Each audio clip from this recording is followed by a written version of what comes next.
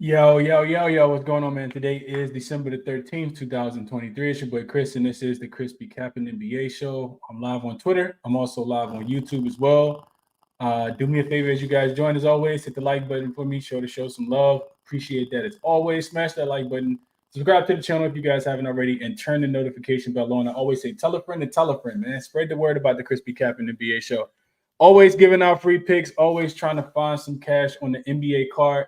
If you're new to the channel, I typically handicap these games the night before, the day of, and then share my analysis and my betting insight with the masses. Anybody that's wanting to listen. So the content is always free. If you guys are wanting my plays when I play them, there is a $5.99 membership that you guys can get access to through the YouTube link that is in the description of the YouTube video, and also in my link tree on my Twitter. You guys don't have to.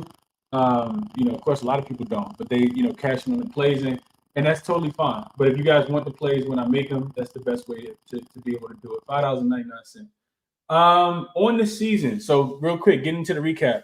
Told you guys I didn't like the card as much. We saw a lot of favorites not covered yesterday. The one play that I did absolutely love though, which was the under on DeMar DeRozan, cashed pretty easily. I want to say he finished the game with 14 points, second leg of a back-to-back with travel in that spot. So cashes pretty easily. We go up a unit, which puts us at 26 and a half units positive on the season. So plus 26.5 units on the season. My total record is 121 and 94, which is, right about 56% so far on the season. So 3 winning days in a row, 4 of the last 5 and 5 of the last 6. So hopefully we can keep that going here today. Not a lot that I like on the card today. I think being selective has been really, really good for me. And I'm going to try to keep doing the same thing. Not, really firing off too early. Joel Embiid being ruled out without any kind of a notice against the Pelicans about 2 weeks ago really kind of just made me step back and look at the games a little bit differently and not want to put plays in too early. So I've been kind of, giving out plays a little later in the day, unless it's something that I absolutely love, and I'll give it out later. But, I like talking the games out with you guys, getting the late breaking information, the news, which can be hectic at times. But the more information we have, the better off we can be with making plays, I think about yesterday with Jared Vanderbilt being ruled out versus the Lakers. As soon as I saw Jared Vanderbilt wasn't going to be out with that back injury, I said, well, Luka gonna get whatever it is that he wants. Torian Prince is a pretty good defender. You can't guard Luka though. And Luka, of course, 30 points, 17 assists last night. The Lakers lose. I told you I didn't. I told you guys I didn't think we could trust the Lakers last night. And I was absolutely right. Coming off the in-season championship game, they looked like a shell of themselves last night, especially without Vanderbilt. And that was with LeBron and Anthony Davis not even having a hangover from the in-season tournament championship. D'Angelo Russell has 7 points, playing out there looking like a bum. But I digress. Real quick, got to mention the sponsor real quick before we get into it. OzJam is my sponsor. That's the only thing I'm really affiliated at the moment. I do write for Ozpedia, but you guys can get 25% off your first month using code CBC if you're interested. This is where a screen that I'm constantly staring at all the time. Always pulled up on my phone. I got a tab on my phone, got a tab on the computer, and really it just allows you to see all the odds. You're gonna be able to take advantage and take advantage of some of these really, really soft lines that these books are kind of hanging.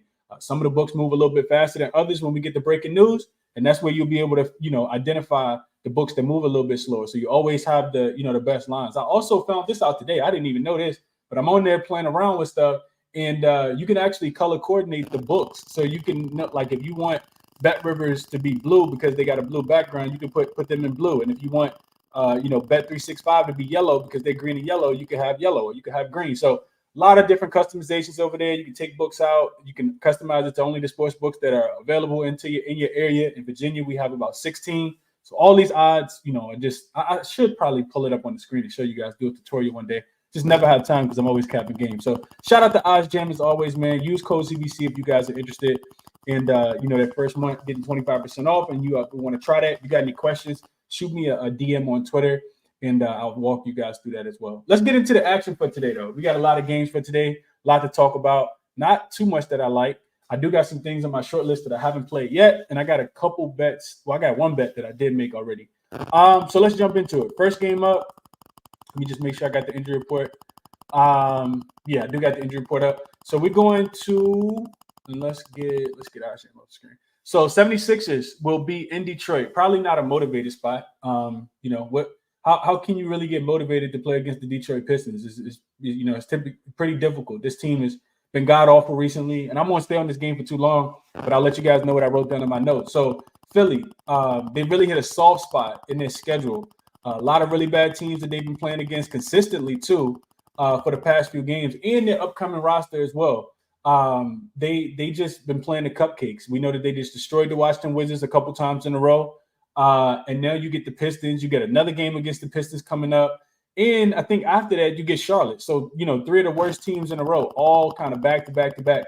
Eventually, it's going to be a flat spot. I know that, it's pretty easy. And if they just kind of coasting through these games right now, beat the Wizards by 40, 45, 46 points the other day and didn't have to exert much energy in that game.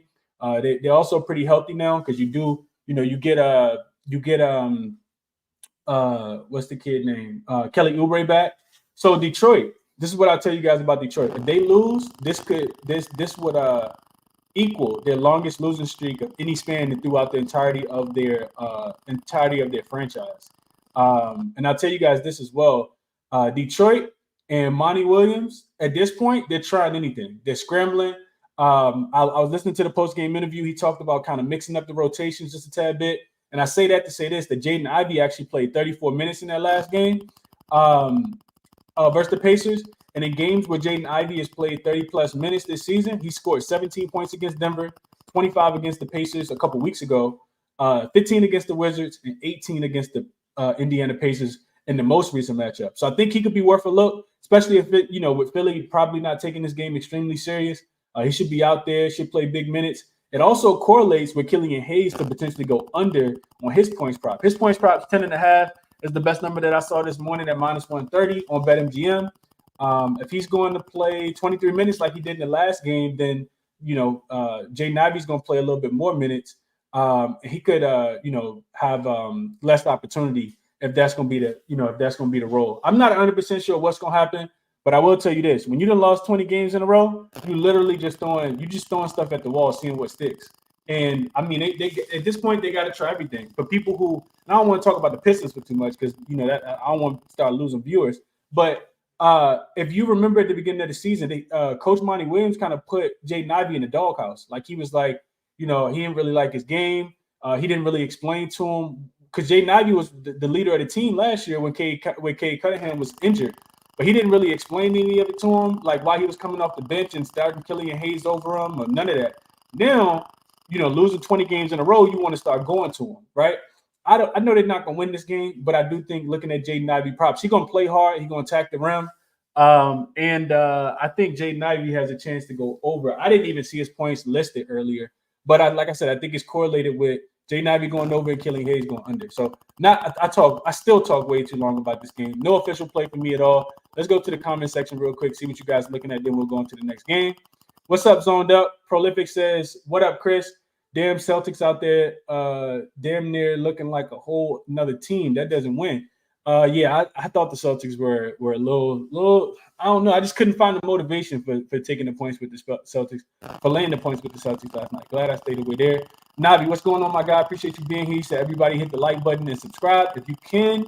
I would greatly appreciate that. Just hitting the like button for me. I don't even care if you guys don't subscribe, but subscribing helps too. What's up, Franklin? He says, let's get it. Navi says, shout out to Draymond for bringing the UFC vibes with that right hook. Yeah, Draymond, a wild boy. We're not going to talk about Draymond. Javi says, Kuminga outbreak season loading. I mean, it's got to be at some point, right? Kuminga got to take that step on the defensive end. Offensively, he can score. He just runs into these riffraffs with Coach Steve Kerr, in my estimation, because his defense, like he just gets caught. Especially for him to be as athletic as he is, Kuminga just get caught out of place too much. Back screens, not boxing out. It's small stuff like that that gets underneath Steve Kerr's skin and makes him want to put him on the bench. At least is what I'm thinking. Joe K says like button. Hit the like button for me. Appreciate you for shouting that out, Joe K. Big Marv, what's going on, my brother? Appreciate you being here. Hobby says appreciate DeMar under 24 yesterday, Chris. He cashed my $1 to my $1 my day one $10 my day one $10 ladder. Do you have any nice looks for today? for day 2, $20 to $40. We're gonna get there. We're gonna get there. What else? Jimmy says, let's get this cash. Chris, 6-2, successful night on a tough card. Both losses in the Suns game. Draymond needs to be disciplined. Yeah, we'll see what the NBA do, man. We'll see what the NBA do. I think Draymond gonna get at least 10 games, but that's just me. Rob says, I can see the Pistons covering tonight. 76ers team total over, probably the only way to play it. I got some thoughts about that, Rob. I'm not gonna get into them. I already took too long on that game. But it's really difficult to take the 76ers total over because I thought about taking the Sixers team total over too. You just don't need to score that many because Detroit's offense is so bad. So, they could legit not get to 102 points, 110 points. I don't even think they scored, like, when they playing against good defensive teams, they don't really score the ball that well. So, Sixers could, legit win this game and go under their team total. But I'm not sure what happens here. Chase says, I assume you stayed away from the Sixers stuff because of the blowout factor. Yeah, I'm not on any of that. Corey says, you like Jaden Ivey points, rebounds, or points and assists or points and rebounds? They don't have his PRA listed. When I looked earlier, none of it was listed. If I was playing him today, Corey, I would just take his points. I think he's just going to put his head down and try to get to the round. Malik says, Bulls under cash for me at 106, too sweaty. Let's get it, Chris. Yeah, best of luck tonight, Malik. Bulls, they barely got there. Even with Jokic being thrown out. I Need Money says, Chris, what's the deal, brother? Been running hot lately. Looking to keep it up. Going with Hami Jaquez over 13.5 points. Think he's in a pretty good spot. I Need Money. I couldn't talk you off of that one at all. What's up, my brother? Appreciate you for being here, David. He says, let's cash. Lamont Moore Jr. says, word. Big shout out to Chris. I cashed my step 5 to my 10 step ladder with the under on DeMar DeRozan. Good. I'm glad people cashed with me yesterday. I thought nobody was going to play DeRozan under with me. Fear Lee says, what about Embiid rebounds? Only thing scares me off here, Fear Lee, is the blowout potential. Like, what if he doesn't need to get the rebounds? Embiid has been playing a lot of, like, 3-quarter games because they've been blowing teams out left and right. So I'm not sure if he's going over his rebound in that, in that spot or not. I don't have the strongest look, though, so don't take my opinion. Take it with a grain of salt. All right, let's go to the next game. We got Pelicans. We got Wizards. They will be in D.C. tonight. So Zion, I don't know if you guys saw what's the latest news on Zion. What I saw is that he's still a game-time decision, the last thing that I saw. And I want to say, so very likely to play is Zion. This line is, let me just make sure I got this right. On the screen, you guys see 7.5. It's actually going back to 8 now. Total up to 241. So I'll change it. I got a slight case of OCD, so I like things to be in order. All right, so now you guys see 8. So it looks like Zion, I didn't see any news that came out, but now I see it looks like he's very likely to play. On the opposite side, Washington has Daniel Gafford listed as a toss-up to play. He didn't play in that last game. It's a hip injury. Hip injuries are pretty serious, so maybe he doesn't play in this spot. I'm not 100% sure. Either way, the Wizards are trash. They're 1-7 straight up, 2-6 against the number at home. 1-9 in their last 10 games. I think they've only won 3 of their last 20 games. And just kind of looking at what the Pelicans recently went through, we know that they got smoked in the in-season semifinals game against the Lakers. So I think they kind of continue to roll here, and start making examples out of some of these bad teams on their schedule. Zion talked about being more consistent, and I think that they're still embarrassed about, like I said, how the in-season tournament semifinals game went. And here's a quote that I read from Zion. He said that was a bad performance, and this was after the set. This was after the game versus the Timberwolves, but he was referencing the game against the Lakers. He said that was a bad performance. He said it don't take rocket science to see that. That was not a good performance from start to finish. They played better than us. We have a lot of potential, but we also have a lot of room for growth. I think we have to respond. I think how we responded was well, but I think we have to be more consistent. So to me, that tells me they're probably just gonna throttle this Washington Wizards team. If Zion is in for this game, I will be on the Pelicans in this spot. I just want to confirm that he's in, because the Pelicans don't take these non-conference games on the road very serious. I looked into that as well. The Pelicans with Zion in, this is the entirety of Zion. They're only 6-5 straight up, 5-6 against the number, 8-3 to the over when they have Brandon Ingram in, CJ McCollum. I'm sorry, with just Zion in. So when Zion plays, no matter if Brandon Ingram plays with him or not, or any combination of the three, but as long as Zion is in, they're only 6-5 straight up, 5-6 against the number, 8-3 to the over. So they're not. This is when they're not playing their best version of defense. However, when it's only been 3 times so far, but when Brandon Ingram plays with Zion and CJ McCollum, they're 2-1 straight up. This goes all the way back to last season. 2-1 straight up and against the spread since the 3 joined forces, and they're playing a non-conference game on the road specifically. So I tried to play the Pelicans, and y'all know I'm like really deep into the NBA. So I remember certain spots. I remember when teams are playing on the road versus when, it's a non-conference game versus a conference game, divisional game, all that type of stuff. And we bet the Pelicans. I bet the Pelicans against the Utah Jazz, and they came up short. And that was a conference game. I just think that it's certain spots that they get up for and certain spots that they don't get up for. When you lose by 44 on national TV on the first inaugural in-season semifinals game, I think that carries a lot of weight. And I think that you see a much more motivated Pelicans team. Zion was called fat. He was ridiculed. I don't agree with it because he was just as fat as he was the other day when he got smoked as he was when he was out here doing windmills and dunking on everybody a couple weeks ago. But people want to find any kind of narrative, so they blame Zion. CJ McCollum and Brandon Ingram also combined for like 26 points. But that's neither here nor there. The fact is, the reason why I didn't play this yet because I want Zion to be in. If Zion's in, I will be playing the Pelicans in the first half. The Wizards are 0-6 as home dogs this season, 1-5 against the spread. And they've lost the first quarter by an average of 8 points. I think it was like 34 to like 26 or something like that. They get smoked. Nothing's about to change in my estimation. I will say that performance the other day was probably because Daniel Gafford didn't play. And while he can't guard anybody, he at least can block a couple shots every now and then. And without him, they're really, really short at the center position. They're also losing the first half by an average of 12 points at the crib in D.C. And they're actually moving. They're moving to Alexandria before they move to, be an expansion team in the G League if they keep playing this way. Also was looking at Jordan Poole to go under his points prop in this game. I think the number was 16.5. Didn't quite get there on that. I want to hear from Coach Willie Green. I wanted some kind of, security about the Pelicans actually coming out and playing defense because they got all the guys that can really make it difficult for this team. And I see the line actually getting hit up right now. This line's up to 8 at most books, and it looks like a lot of money is coming in on the Pelicans. So I'm not sure if I'm missing something or not. I don't think so. I don't feel like I got any notifications. So Daniel Gafford is going to play. Well, that helps out a little bit for them. But yeah, those are my thoughts, man. I like the Pelicans in the first quarter. I like the Pelicans in the first half, and I like Jordan Clarkson under if I'm playing any player prop in this game. I like Jordan Clarkson under his points, rebounds, and assists. Jonas Valanciunas' double-double was like minus 250, so I couldn't get there on that, but he should absolutely eat in this game as well. Let me see what you guys are talking about. We'll keep it moving. I'm going to try to speed up just a little bit.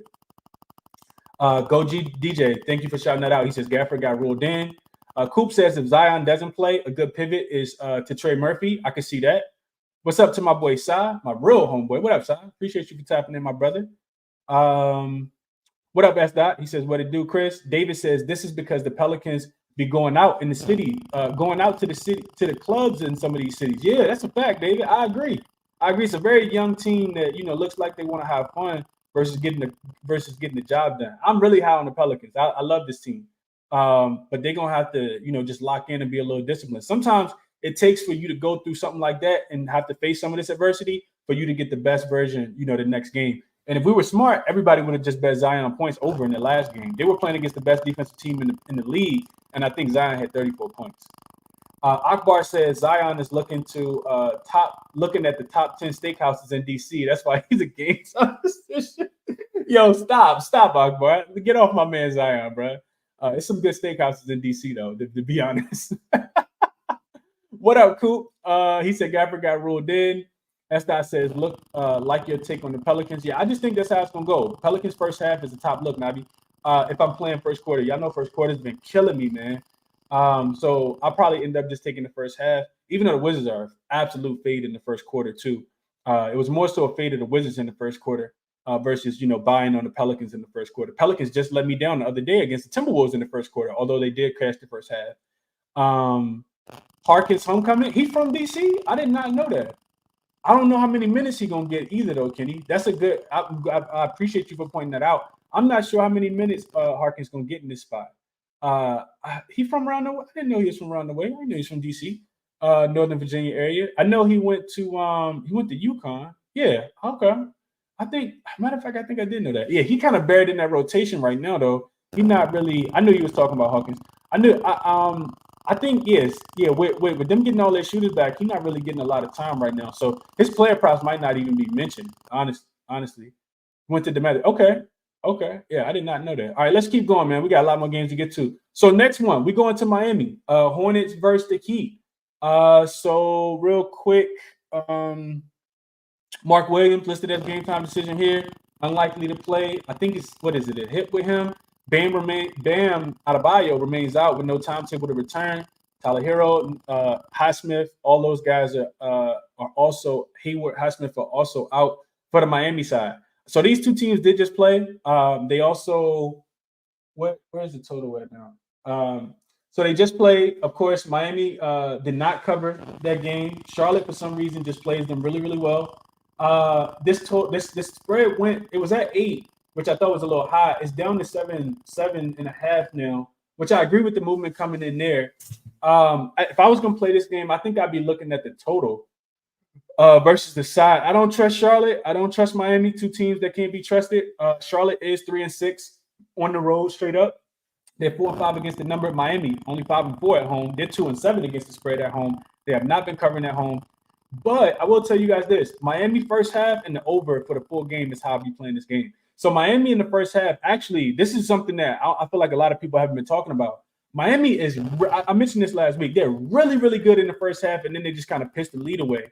They're 15-6-1 against the spread in the first half, which I think is, I want to say second best. They're better than Orlando in the first half of games. This is also the first leg of a back-to-back. It makes sense for them to come out, gain a pretty big lead, and coast to to a victory in this spot with Chicago on deck for tomorrow. You look at Charlotte on the opposite side; they're the worst first half team in the league. They're 6-15. So you got one team that's 15-6-1 against the spread in the first half. Then you got another team that's 6-15.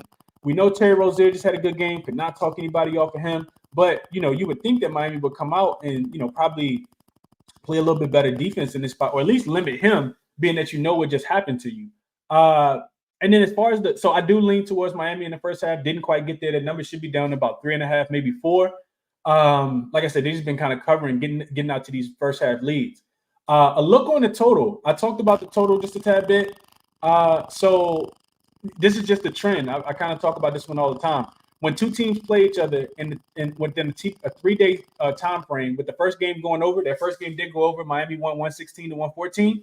That total was like 222.5, I think. So if teams play within a 3-day time frame, the first game goes over in regulation. I'm sorry, not in regulation, in a regular season game. And then the next game, the total opens higher, which this total did open higher. It opened at 224.5, even though the books say 225.5 now. I saw it yesterday at 224.5.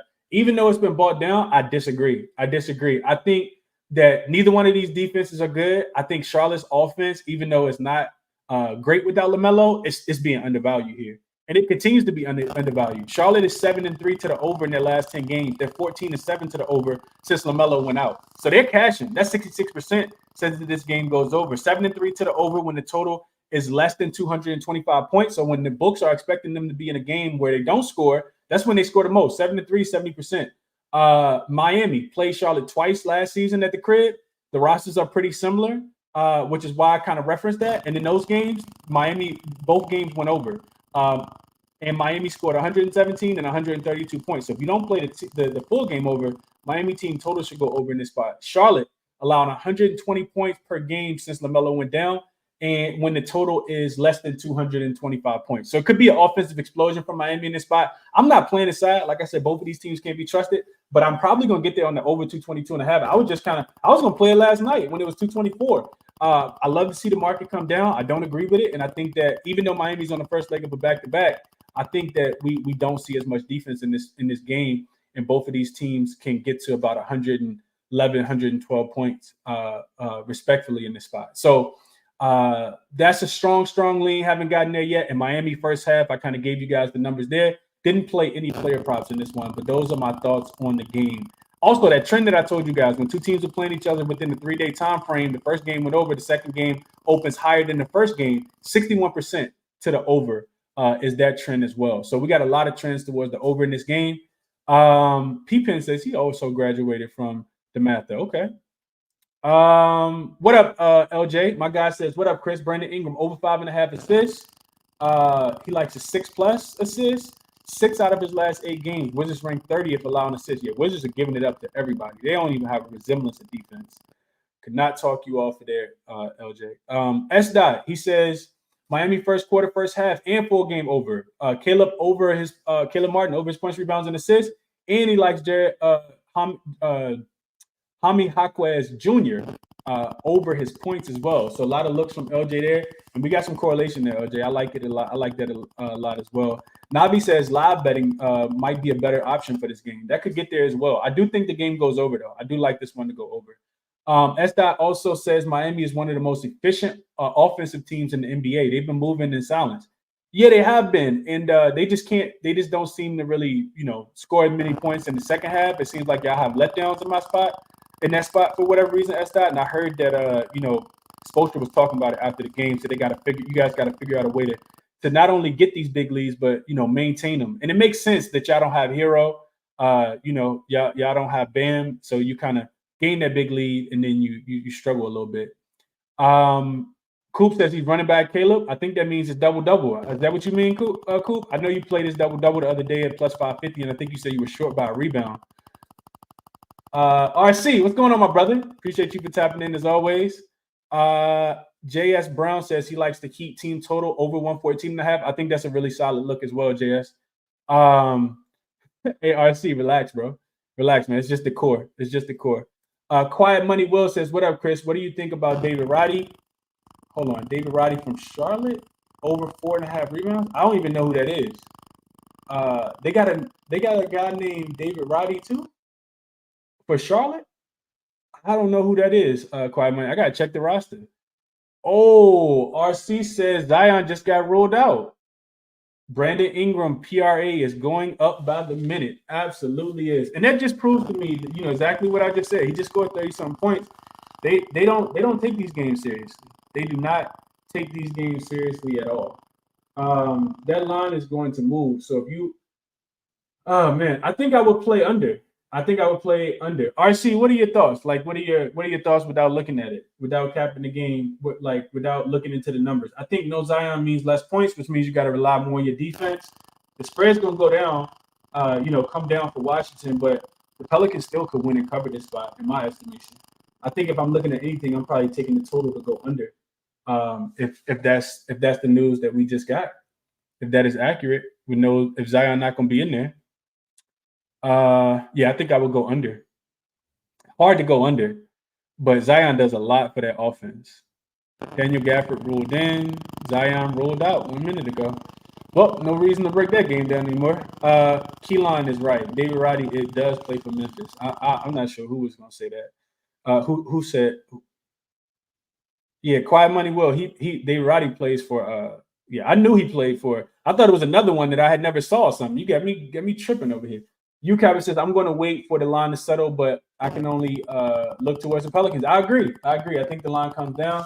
And then, I think I like Jordan Poole points to go under a little bit more as well. I would agree with you, though, RC. I think the Pelicans still win the game.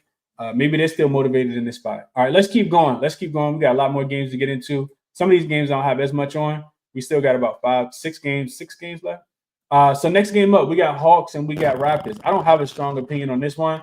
I will tell you guys that I think so. Trae Young and DeAndre Hunter did both go through shoot around. They were listed as questionable. I feel like they probably gonna play in this one. They both game time decision right now. They will still be without maybe their most undervalued player, Jalen Johnson, who they have not been able to cover a spread against since he got hurt. On the opposite side, the Raptors will be with pretty much everyone. It's a toss-up for Chris Boucher to play and Otto Porter Jr., both of those. And Koloko been out for a while. So 2 bad teams, 2 bad defenses, you can say 1 bad defense, 1 bad offense. And when I say bad, I mean really bad. The Raptors can't score and the Hawks can't stop anybody. This is the first of one of those like mini back-to-back series as well. Toronto, I was looking at this. This was interesting. This is the highest, at least from Killer Sports database. This is the highest total in Toronto history. Like they've never had a total at 241.5 points ever throughout the entirety of their franchise. And they haven't fared well in games with high totals. So I looked at the Raptors at home with a total that's actually greater than 230 points since the start of the 2020 season. So dating back, a couple years ago, they only 2-10 against the number 3-9 straight up. So that kind of makes me, if it's going to be a shootout type of game, I think Atlanta does have more offense in this spot, and they should be the more desperate team for a win. I know Toronto hasn't won a game, and I watched the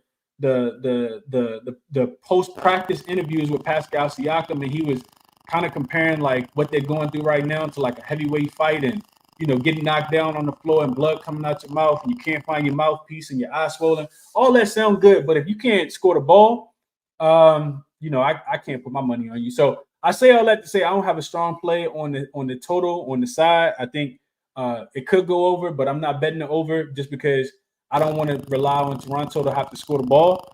And what I did end up playing was Clint Capella, though. I played his rebounds at 10.5. I also like the double-double. The rebounds at 10.5 was plus 100. And the double-double, I think, was plus 105. And this one was pretty simple cap. For whatever reason, he's going to have to – well, hopefully he's out there. I'm kind of skeptical of Capella overall for the season, but his minutes have been more consistent recently. And I think that he plays minutes in this game just because he'll be he has to be one of the big guys that they use, on the offensive boards with Jakob Poeltl. So anytime the Hawks are not playing a team that, wants to go small, Clint Capella typically going to be on the floor. We just saw with Jokic, in that game. Capella has 6 straight double-doubles versus Jakob Poeltl, and he had a double-double in 11 of the 12 career games that he's played against him. So for whatever reason, Capella plays really, really well against him. He's had at least 11 rebounds in all 11 career games against Jakob Poeltl as well. So 11 rebounds or more for Capella in all 11 career games when he's playing against Jakob Poeltl. So I played Clint Capella rebounds after doing some deep diving on this one. I think it's a potential ladder for his rebound spot, but I didn't get there with 10.5 is enough for me. Could he get 13, 15? Yes. We know Toronto gives up a lot of rebounds. We saw DeAndre Ayton come in here and have a 23 rebound game. The minutes for Capella kind of worried me just a tad bit. So I just played this base. Love being able to get that at plus money. So those are my thoughts on that game, and that's the only way I decided to play it. Let's see what you guys are saying in the chat. Akbar says Zion felt the spot. I told you. man. Hey, Zion got to get right, bro. He got to get right. Raptors fan says Trae Young under 28.5 points versus my Toronto Raptors today. Chris, Hawks are 1-5 on the road in road games and feels like a get right spot for my Raptors since we are on a 4-game losing streak. Yeah, both teams are really, really bad. Both teams should be really, really motivated. I can't call it, Raptors fan. I couldn't call it, bro. Best of luck to you guys tonight. I will tell you guys, the Raptors, the Atlanta Hawks did get hot in that first quarter against Denver the other day. Remember, I was on Denver in the trifecta spot. They got smoked in that first quarter. The Hawks were making shots. Bogdanovich had it going. Sadiq Bey, Trae Young, DeJounte Murray. So getting DeAndre Hunter back in this spot, if he ends up playing, I could definitely see it being a toss-up. I didn't see anything about Bogdanovich being out, Robo. We'll see how that goes.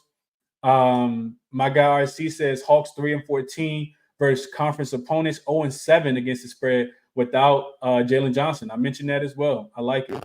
Hobby says, does Clint fouls worry you? No, he has a pretty good foul history against them, Hobby. Let me knock on wood, because just because I say that, he'll mess around and be in foul trouble in the first 2 minutes. But I like the spot for Clint Capella tonight, man. They're also trying to shop him. I'm not sure how long he's going to be on this team, but I like Clint Capella a lot in this spot tonight.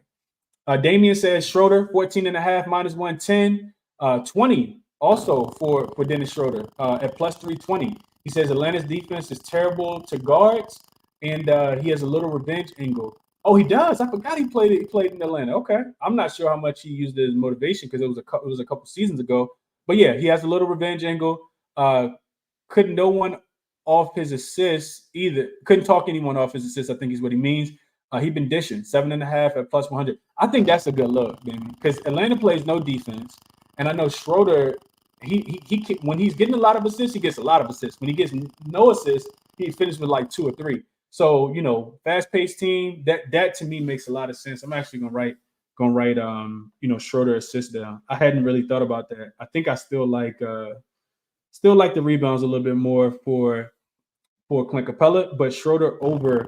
I'm pretty sure the number is 7.5. Fast-paced matchup, revenge spot. Poor defensive team. I like that look a lot. Coop also likes that. He says lean Schroeder assist, but like you said, it's hard to trust the Raptors to score consistently. If you're gonna trust them in a spot, though, Coop, it gotta be this spot. It's gotta be this spot against the fast-paced team that plays no defense. Team totals are just flying over in this spot. So yeah, I like that a lot. Daniel says been running a system all season. It says that I'm looking for this. Daniel, you emailed me this. He says been running a system all season. It says that teams with low total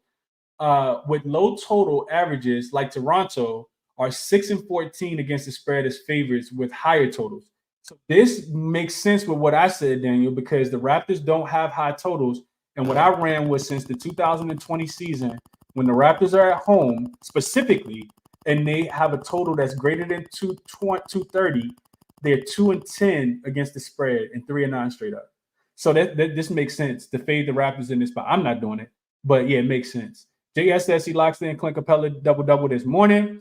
Romo says New Orleans, Washington over-under is at 240.5. Spread is 6.5 after the Zion news.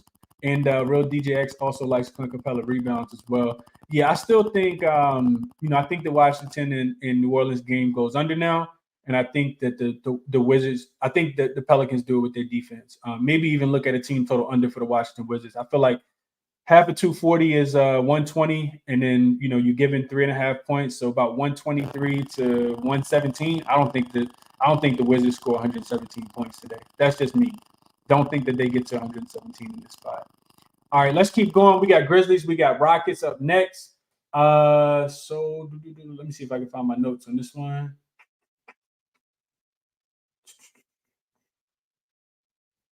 Grizzlies and Rockets.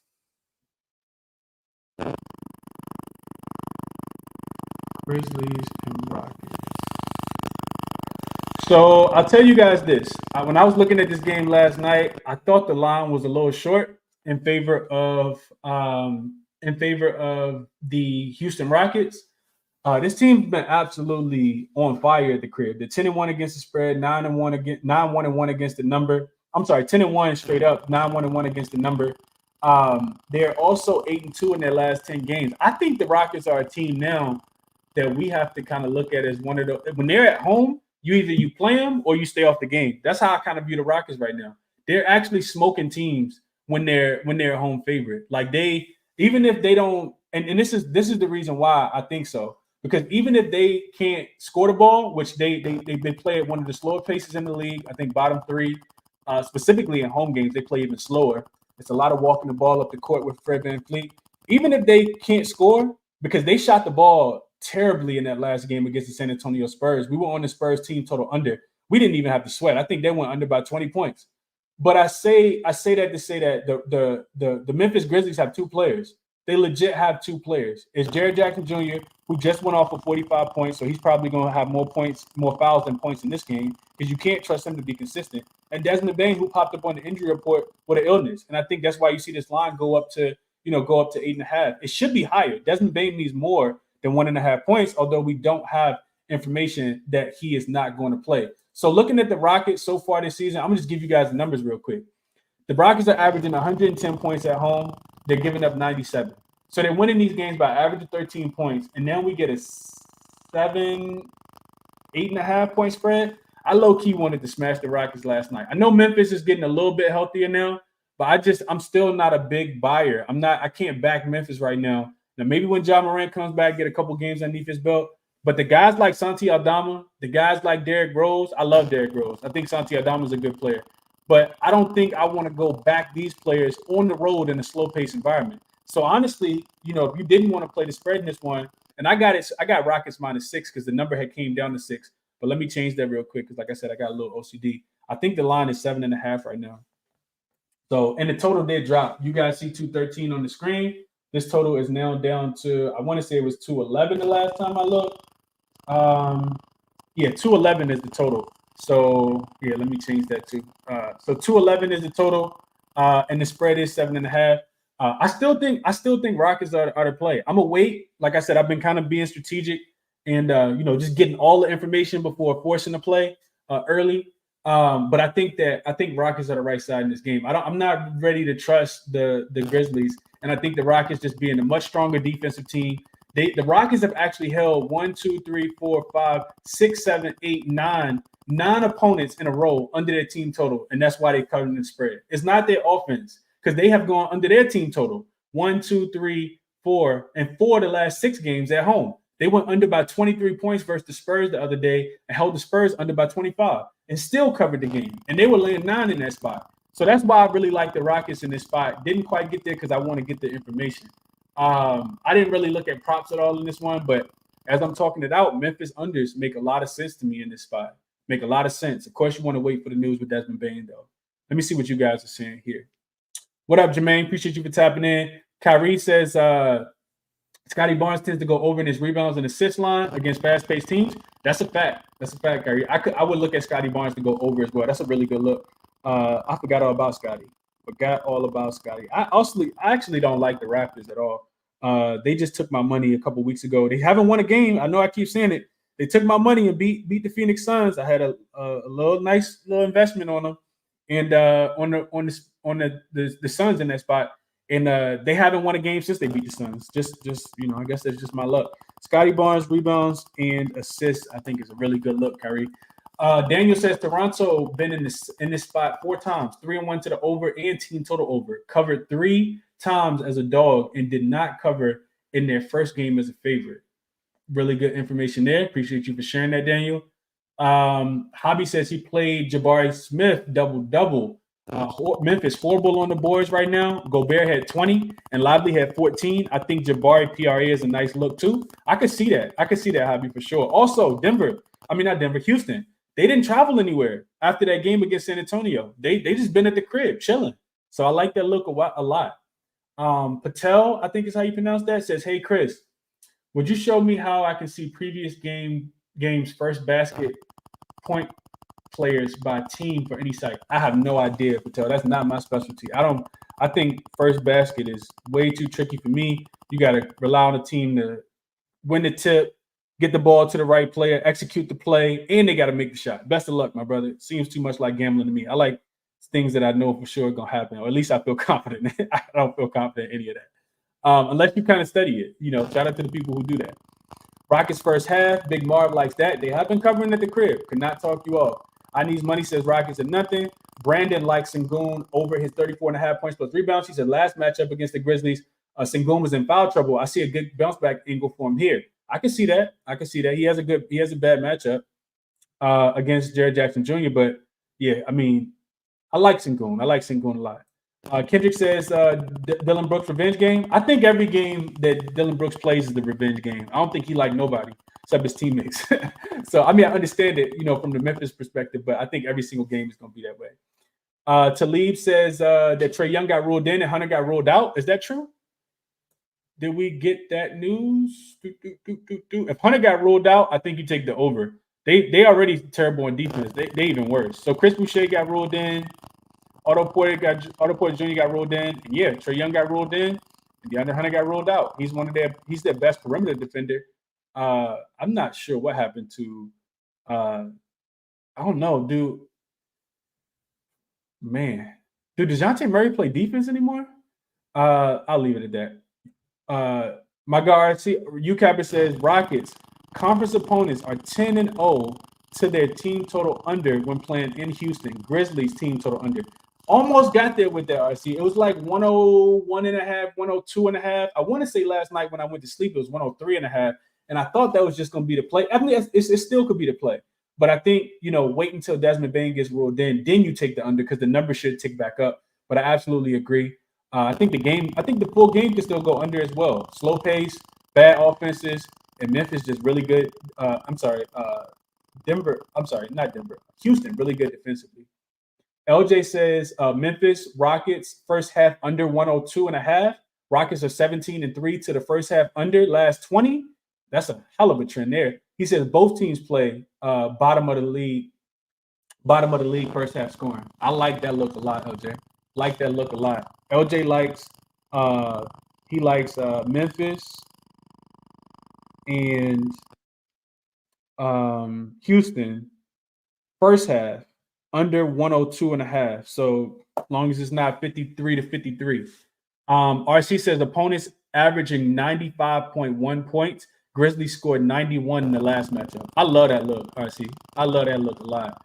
And that's also reminding us that DeAndre Hunter got ruled out. JS likes Desmond Bane under his 24.5 points. I would look towards Desmond Bane to go under as well, especially if he ends up playing. I know the volume's going to be there for Desmond Bane, but I couldn't get talked into an over for Desmond Bane just because, one, he's hurt, slow pace, best defensive team at the crib. I would look at Desmond Bane to go under as well, even though he's been playing a little bit better on the road. Dwight says Rockets at home. I'm with you, but don't think I can get to the window on this game. You don't got to, my brother. Don't got to. Save your money. Nothing wrong with it. LJ also likes Jabari Smith Jr. over 23.5 points, rebounds, and assists. Averages 25 over his last 5 games.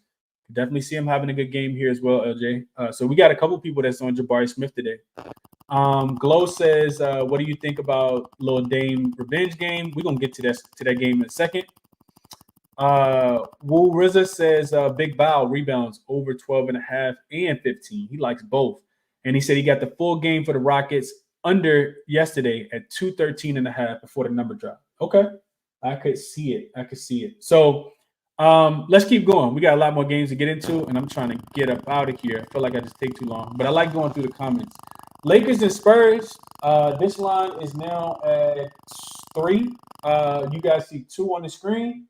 And the total is at 233, and you guys see 230.5. So this has changed a lot. Let me just update this real quick.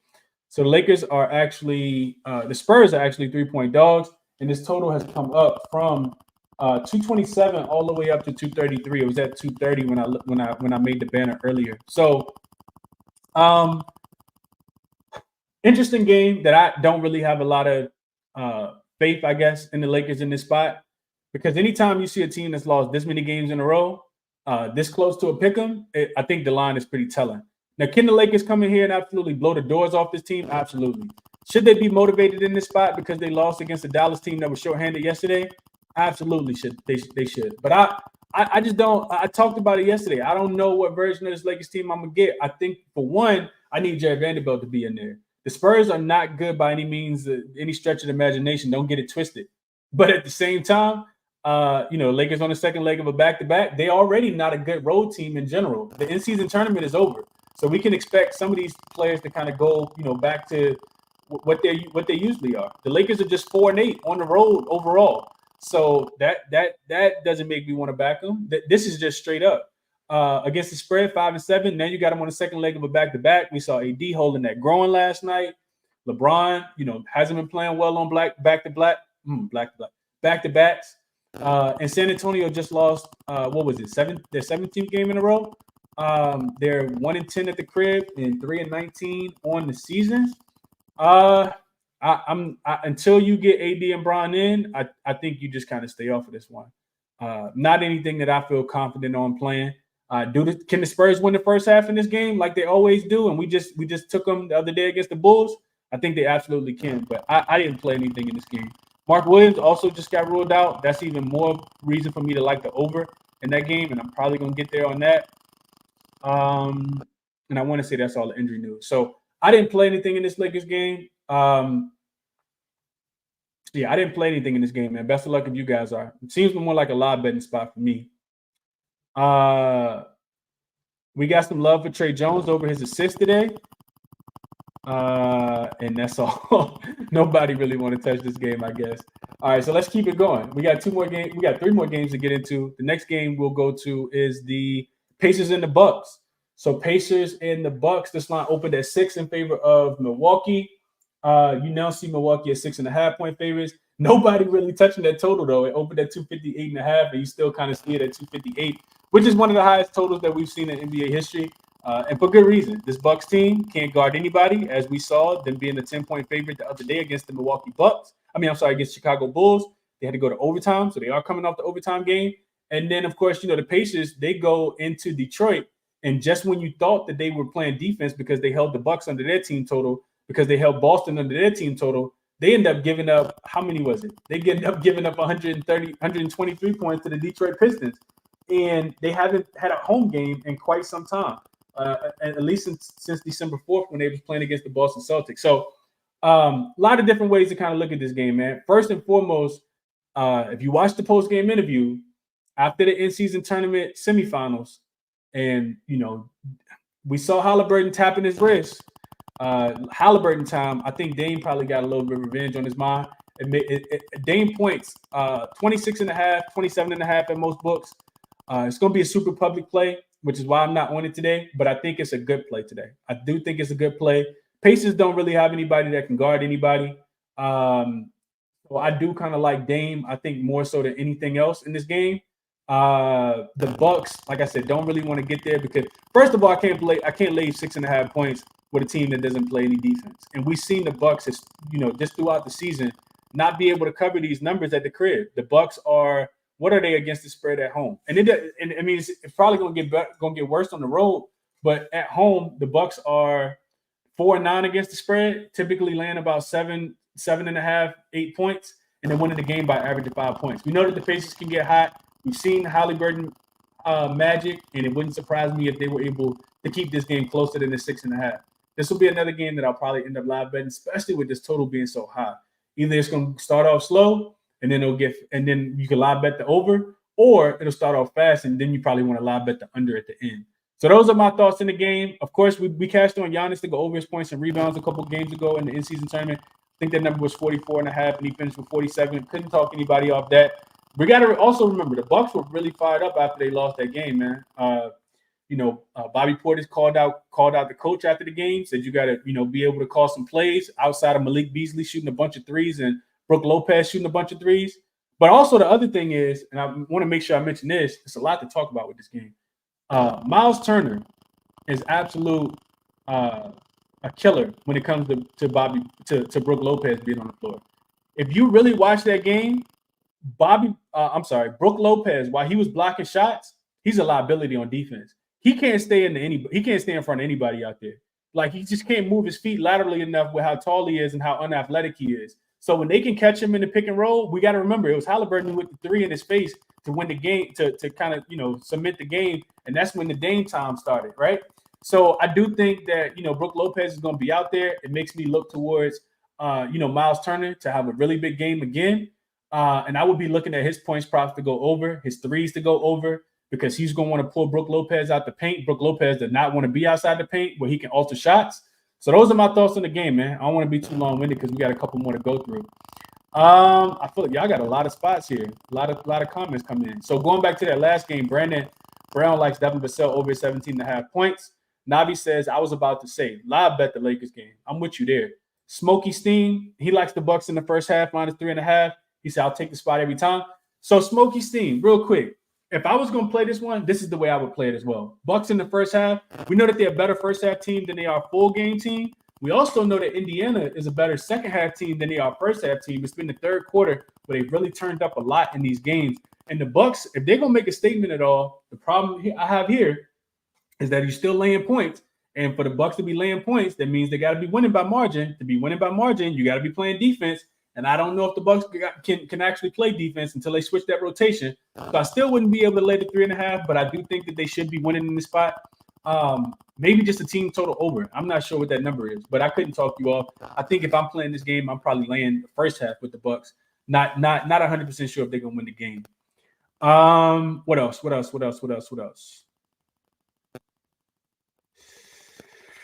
Coop says Bucks laying too many points. I just said this. For me, even though they have 2 times revenge, taking Ben Mathurin 19.5 points plus rebounds, has very good history versus the Bucks. Covered 4 of his last 5, averaging 27.8 points plus rebounds. Also, sneaky ladder on his sneaky ladder spot for his rebounds. That's a pretty good look, Coop.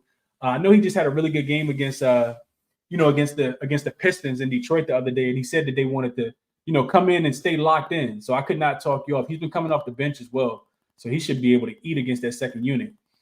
Quiet Money Will says 258 is crazy, but the crazy part is it could happen. Not for me though. Yeah, I couldn't get there either. David says Damian Lillard promised the kid 30 points and to get their lick bag. I didn't see that, David. You guys send that to me. He said feels like an under to him. Avery also likes that Bucks first half. He says it's the play here. He likes the spot for the Bucks. We will get them at peak motivation spot with double revenge on their mind and with highly mocking Dame. I agree there, Avery. I just, you still got to play defense for me to lay points with you. That's just how I feel.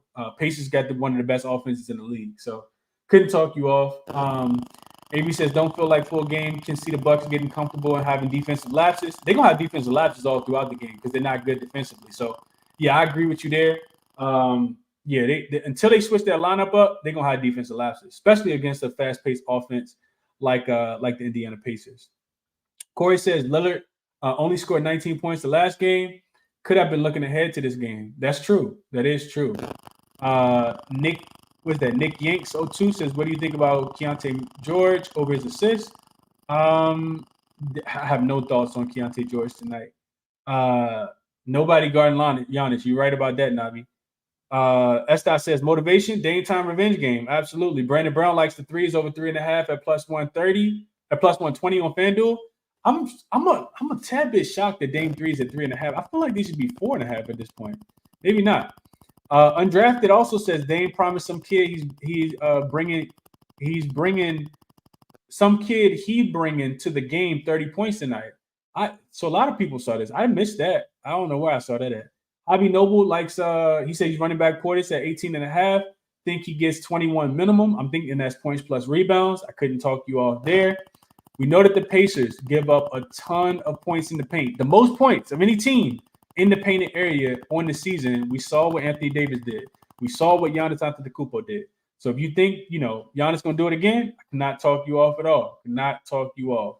I Need Money says this is the highest total since 1991. Got to bet props in this game. I agree there. Both teams.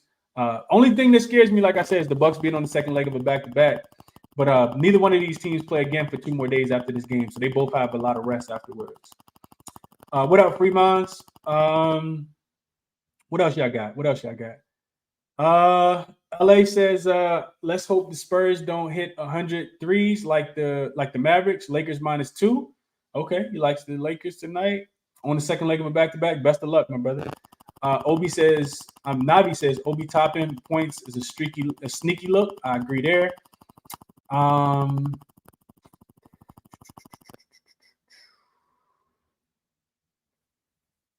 Dominic says, I went Hawks Raptors under 241 and New Orleans Pelicans in the Wizards game under 241.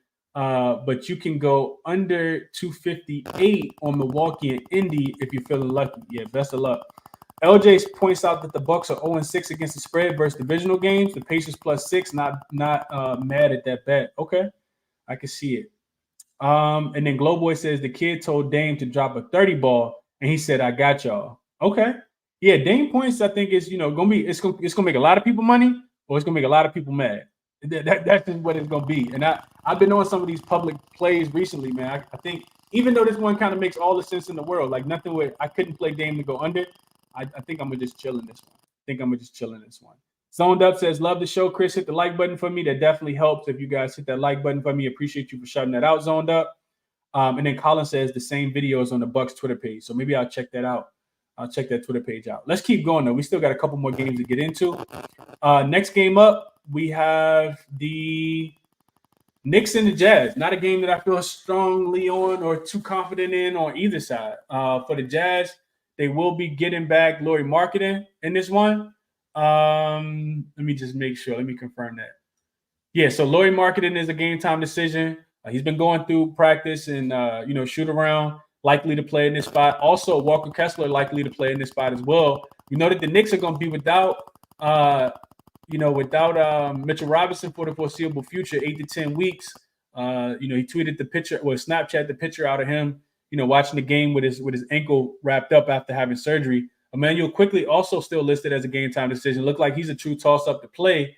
Dante DiVincenzo has moved into that starting rotation, and they've gotten what's my man name that came out and had the comments the other day? I can't think of his name, but he's coming off the bench now. So the Knicks kind of shaking it up. The defense is still continuing to be bad. They've actually been one of the worst defensive teams in the league as of after they got smacked up by the Bucks in that semifinals game. They also just what is the number? 6-5-1 ATS on the road. For some reason, this is what the Jazz turn up at the crib. 8-3 against the number. Outside of the crib, absolutely terrible. They're 1-13 against the spread on the road. So it's not as I was looking at this game last night, and the Knicks are one of the teams that actually came into Utah last year and actually beat this team and covered the number. They weren't laying points in that spot though.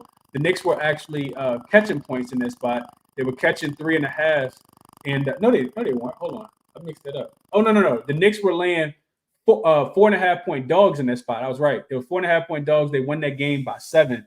I don't know if people remember this or not, and it's probably just because like some stuff just stick with me. But I remember the Knicks getting smoked. I can't remember who they played against last year, but I want to say this was the Cheesecake Factory game. Anybody remember that? Anybody remember the Knicks having a team meeting at Cheesecake Factory?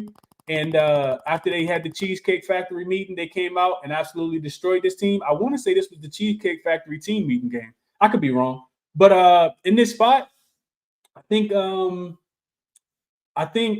I don't know how it happens, but the Jazz probably keep this one close. And they've been absolutely trash. We faded them successfully in the last game when they were in OKC. First half -7 was an easy winner. But I think I'm gonna stay off of this one. Maybe a live betting spot. To me, something tells me that the Knicks probably overlooked this team. It's their first game on the road, altitude. Not a spot that I really want to. I really want to fade the Jazz in. I hate fading the Jazz because they always take my money. So I'm gonna chill on this one. Number is coming down to 5.5. It was up to 6.5. So not anything that I feel too confident in on this game. Let's see. Yeah, not anything I feel too confidently in. RL says Jaden Ivey is over 11.5 at +102 on FanDuel. I like that. I like that a lot, RL. For people who joined late, I gave out my analysis on Jaden Ivey. And I'm probably going to put a small wager on Jaden Ivey to go over 11.5 points. I just think that, like I said, he's over. I thought it would come out a little bit higher than that. Jaden Ivey is over in every game that he's played 30-plus minutes. And I think he gets 30 minutes tonight. Coop says, sleepy spot for the Knicks? I think so. If you like the Knicks, you take them in the first half. You don't take them full game. Knicks have been really good in the first half. It makes sense with them being on the West Coast. And for some reason, the Jazz always find a way after halftime to come back, man. Navi. Yeah, they on the back. They back there with the Jays, man. I'm not betting the Knicks, man.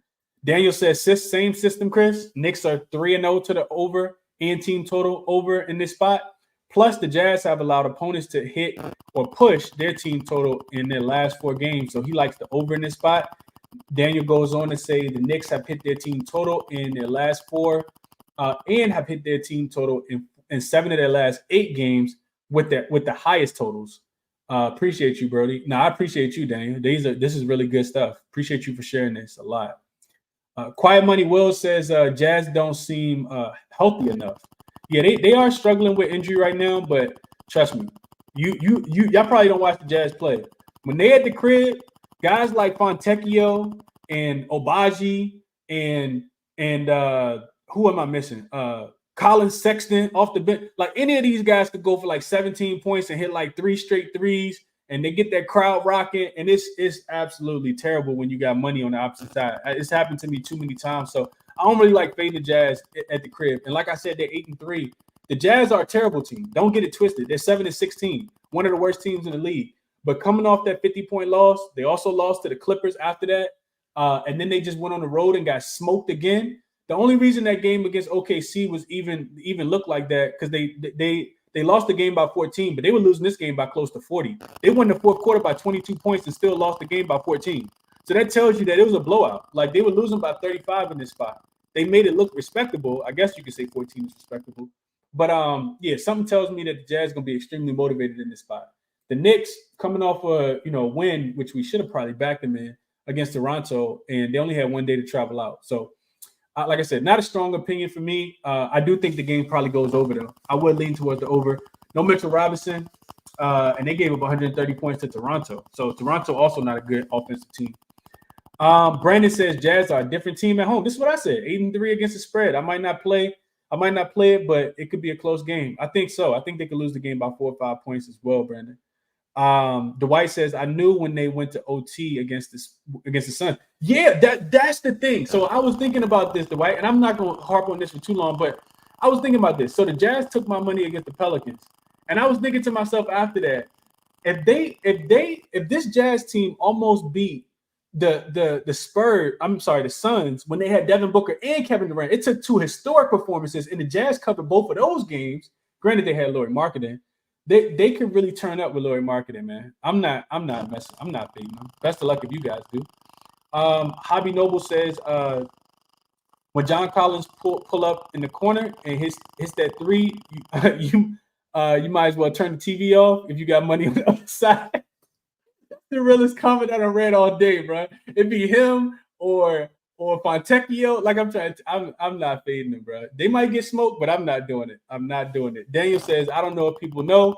I've been going through box scores and starting guards get assists heavy, get assists easy versus the Jazz. They struggle holding them to under 7, and Brunson is at 6.5. I like the spot for Brunson tonight. I can see that, Daniel.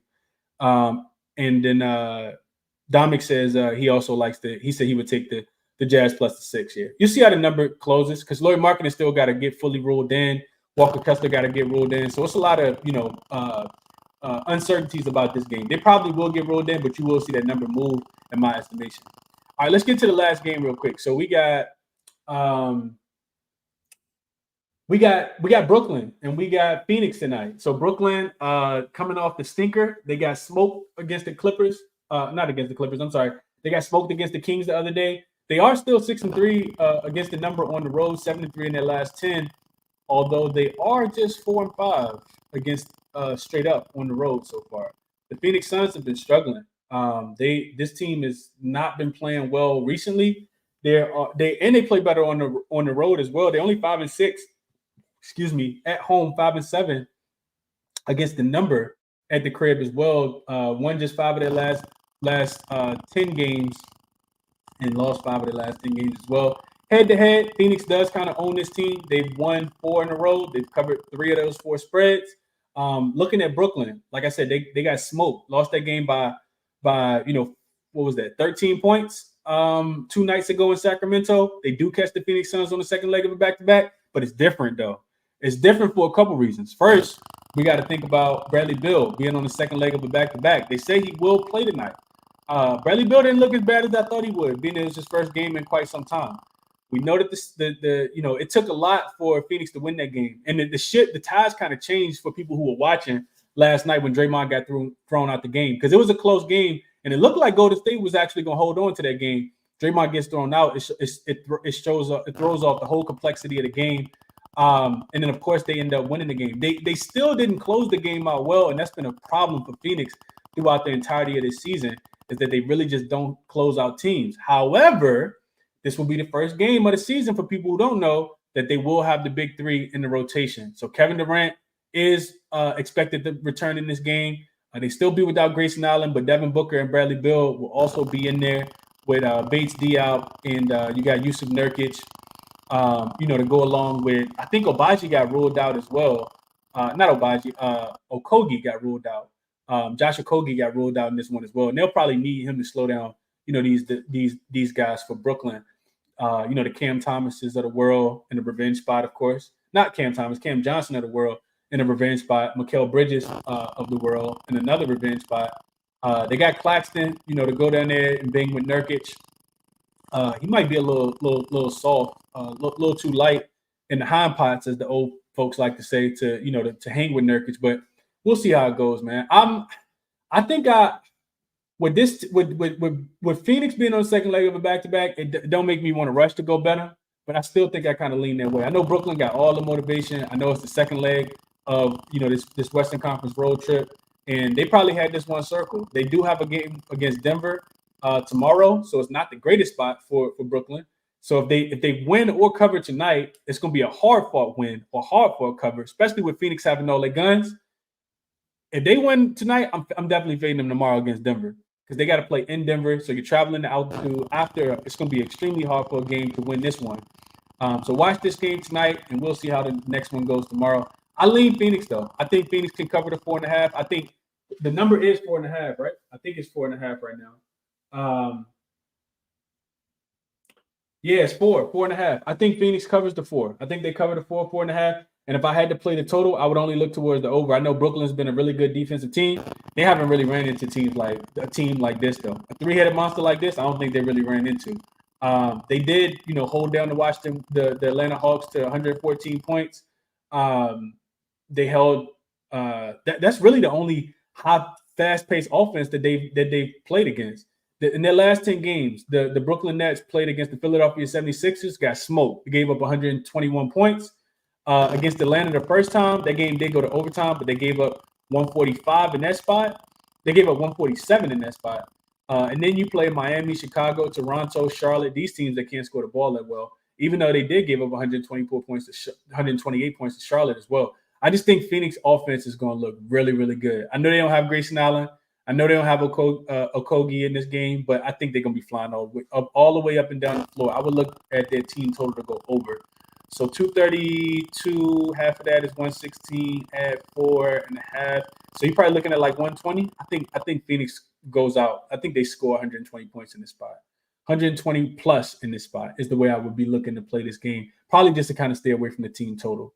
And I just realized I never changed the banner. So there you go. I still got Suns -2. This should be corrected to 4.5. But those are my thoughts on the game, man. Y'all let me know what y'all on. Send me requests if y'all got anything y'all want to share. And I will tell you guys my top looks for the day and what I actually played. So only one play for me so far. And I got a lot of things, not a lot, but a couple things that I'm looking for on my short list. I just kind of got to figure out how I want to play them. And also wait until we get all the injury news. So Clint Capella Clint Capella rebounds at 10.5. It was a plus 100 on DraftKings when I played it earlier. Not sure what the number is right now, but I like it. I like his double-double in this spot as well. He gets a very, very favorable matchup. Let's go back to the YouTube chat real quick. And, yeah, y'all send me requests on Twitter if y'all got anything. Hit the like button for me, too, if you guys join late. Always, always appreciate that. EQ says, thoughts on futures outright winners. Some of the crazy current odds. The Warriors plus 2,000. Oh, no, we're not going this way. No, I can't get there, EQ. I can't get with any of those. I like taking things day by day. I don't know if you're paying attention, my brother, but I'm out here talking about not making bets until I know who's going to be in and out the rotation for tonight's slate. No way I'm putting anything in on the futures right now. I'm trying to be calculated, man. Trying to be super calculated. And that comes right behind him and says donations. Best of luck, EQ, with whatever you play, whatever you put a future on, my brother. Don't let me discourage you. I'm just not doing it. Shadow says Mikal Bridges revenge game. I'm pretty sure he got this one circle. Avery says Suns -4.5 is the play. He said I like the Suns on the back-to-back, and they play very well, as I mentioned yesterday, with Bill being at a boost to the lineup. I know it's supposed to say boost to the lineup. I agree there. I agree. Avery says KD will be another boost with fresh legs and motivation to beat his old team. I would agree there as well. Navi says a lot of people will be on KD, but he doesn't have anything against the Nets team. I'm staying away from KD props tonight. Best of luck, Navi. I couldn't talk you off of staying away. But KD is going to be the freshest out of all those guys, so maybe you look towards him in this spot. I'm not sure. I would need to do a little more digging. Dominic says I took KD at 28, and he's hit it in his last 6 games. Okay. Avery says I know it's their first game together, but these are the most unselfish superstars in my opinion. Not to mention, I agree, and I think that's why they go over their team total, because they just want to make the game easier for each other. I would absolutely agree. Avery says take a look at the Nets schedule. They do well against bottom tier teams. When they step up in class, they tend to get smacked up. I would agree there as well. Like I said, they've been playing against some bottom feeders, some cupcakes for sure. just looking at their last 10 games. I just kind of read off the teams. They got smoked by the Kings. They beat the Wizards. They beat the Atlanta Hawks. They beat the Orlando Magic, but that was on the second leg of a back-to-back for the Magic. And they, for some reason, they kind of own the Magic. They lose to Charlotte, beat Toronto, beat Chicago, beat Miami. Miami's not a bottom feeder, but they beat Atlanta. I mean, they lose to Atlanta, and then they lose to Philly as well. So I agree with you there. They've been struggling against good competition teams, and Phoenix should be motivated in this one just because they, haven't been playing their best brand of basketball, and they're getting healthy at the right time outside of, still being injured without Grayson Allen and without Okogie in this spot. Coop says he likes Mikal's 20 points, rebounds, and assists at 33.5. Going to wait to show he's a great all-around player in a bigger role against his former team. Did not talk you off. Brandon likes the same thing. He says revenge game, Mikal Bridges. Hobby says, I want to take Cam Thomas again. Really do. You putting up 20 shots and only need 20 points to cover. There's just uncertainty with him selling me against Atlanta. Any advice? I don't know if it's necessarily the game for him, though, Hobby. Like, I think, Cam Johnson and Mikal Bridges got the more motivation in this spot, but everybody going to be on those two guys. So if you want to go contrarian, do it. Do your thing, my brother. I told you, I don't really like playing players on the – I've said this before. I don't really like taking too many players on the first leg of a back-to-back. If it's a blowout, they end up sitting. So, yeah, I don't really have a strong opinion. Don't let me talk you off one way or another. Malik says the 160 lay I sent out in here hit. I went 11-0 yesterday, plus $3,000. My God, good hit, Malik. Appreciate you, my brother, for tapping in again today. What's up, Uncut? It's Uncut. Okay. John says any team playing in the mountains of Utah gonna drag plus Utah. Gonna drag plus Utah got lower marketing back. Utah plus the points. I think if I had to play it, that's the way I would call it. I would have called it for sure. Damani says Malik Beasley over his 2.5 threes at minus 145.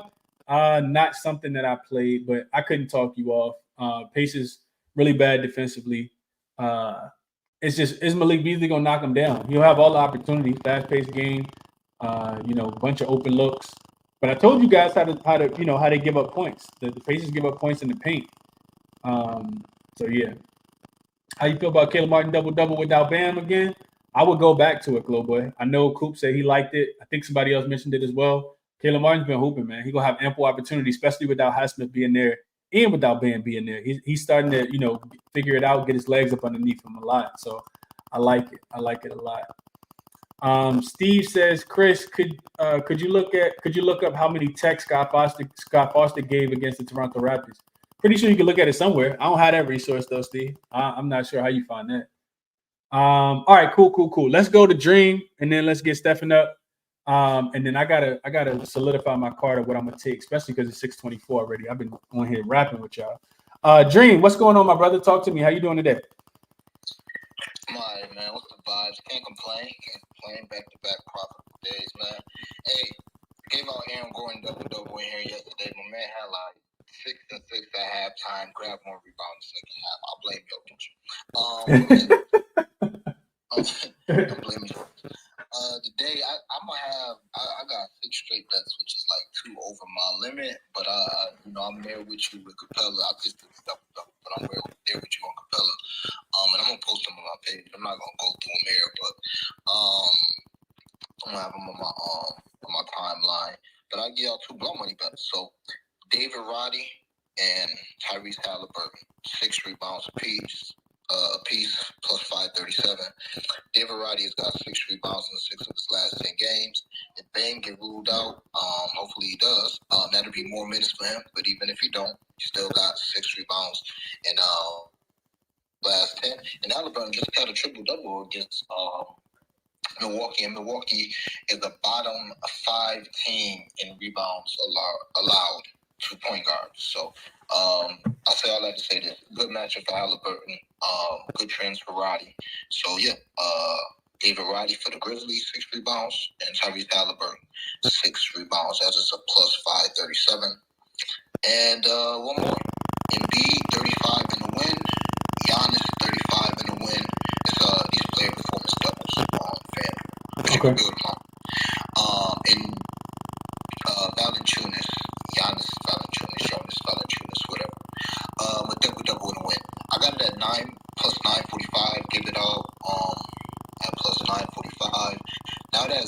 is out, actually might get better odds. I don't know. The double odds might have went got worse because no Zion, but I mean the spread odds might have got better because no Zion. So it should still be around the same thing, but pretty self-explanatory. Y'all know I got my system that I like to play opposing top scorers against Detroit. And even if I don't play their straight, their baseline, I either ladder them or tease them. I find a way to get involved. So Embiid, I mean, almost a must play versus Detroit. And shit, his line is at 32, so we're not asking him to get too much. Giannis, same shit, great matchup. Won't be surprised if he get 40 tonight and get whatever he want. Kind of like Miles Turner off the pick and roll. Get whatever he want. But yeah. So 35 plus a win for Giannis. Just a little fade today. I'm on Dame heavy, but just a little fade today. And Valanciunas double. Washington give up the most points and rebounds to center. So Valanciunas should get a double and they should win. It's plus 945. Love it. Love that, Dream. Love that. That's the way to play it. I was thinking about Jonas Valanciunas double, but like you said, double in the win. Because when I looked at I was like, maybe I'll do a double parlay and just put put Capella in there. But that make a lot of sense to double in the win because then you bring the juice down. I like that one a lot, Dream. I know you got it with other stuff, but as a straight, I think that's a really good bet. I got to see what happens if you build that out, or if it's better just playing the PPD on FanDuel. Like that look a lot. It's like minus 114 or something. Minus 114 with the win? Yeah. Okay. I don't remember, but I think that's what I saw. Hold on, let me actually have a look. Okay. Yeah, I was gonna say I can pull it up too, but yeah, I like that. I think I like that a little bit more as a straight bet. Let's see. It was a minus 114 right now. It's minus 118. Yeah, not at all. I drink that juice for sure, especially with no Zion being there. Okay. I think it was one question I had. Hey, Dream, you Detroit guy. What? Give me thoughts on any value on Detroit at all, or no Detroit, or no value on Detroit, like any of their players at all. How you feel about Ivy tonight? That's why I was looking. About who? About Jaden Ivey. Oh, Ivy. Oh, yeah. I was gonna say. I heard the back end of that. Yeah. If I was looking anywhere, it'd be Ivy because they've been on this whole thing about Ivy starting, Ivy not starting, Ivy in the rotation. He'll get 30 minutes and he'll get like a DNP the next game. They don't know what they're doing with Ivy. So if you got intel that you think he's gonna play like 25 plus minutes, got 11 and a half points, because he's gonna play in a blowout. They're gonna let him play. They probably take him out with like 4 minutes left. Like, if it's a crazy blowout. But even down 25-30, he's gonna come out there in the fourth quarter.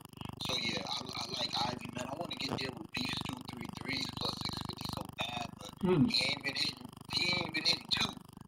But I know Embiid ain't gonna guard him. Embiid is not gonna guard. So, That's a fact. He gonna let him shoot whatever he wants to shoot. So but yeah, I like Ivy, and King Usar back in the starting lineup, so I'm trying to find a way to get on, play King Usar a little bit. Okay, that makes a lot of sense to me. Sometimes I find myself overanalyzing these really bum games that I shouldn't even be looking at, but that sometimes is where you can find the most value, and I know you're the perfect person for it. That's why I asked you.